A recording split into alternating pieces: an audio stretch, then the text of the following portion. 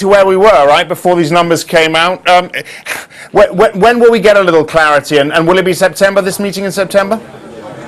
Yeah, I think a lot of things will start to crystallize, in September, both in the US and the Eurozone. I mean, we don't have the FOMC to the 17th, 18th, but I think by then, we will certainly have a lot of clarity on where we are in the whole tapering debate. Market's absolutely convinced we're going to see about a 20% reduction in the run rate of QE in the September meeting. And then, of course, over in the Eurozone, you've got German federal elections, and that's thought to be a catalyst for all kinds of negotiations between Berlin and countries such as Greece in terms of debt bailouts. So September is set to be quite a busy month for markets. To what extent is this Fed chair succession playing into the markets now? Yeah, I mean, it seemed to be a straight race between Larry Summers and Janet Yellen.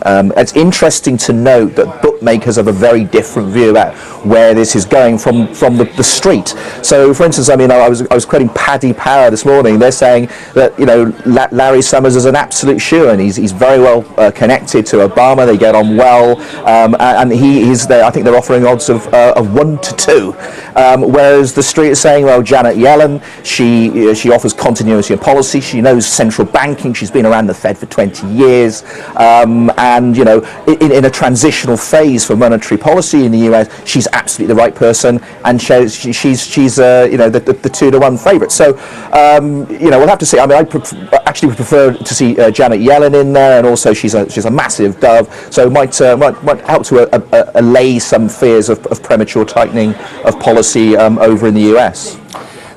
The rotation we've seen out of US into European equities, how sustainable is that?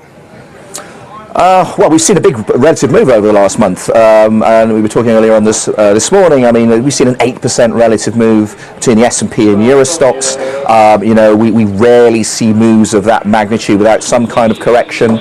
It certainly seems that because there are tapering fears still in the US, and because the economic momentum still seems to be positive from the Eurozone, that we might see a little bit more. Though, as I said, ultimately, there's going to be a lot going on in the Eurozone September, October. We've got budgets, we've got the asset quality review of the banking system, which will kick off in the fourth quarter.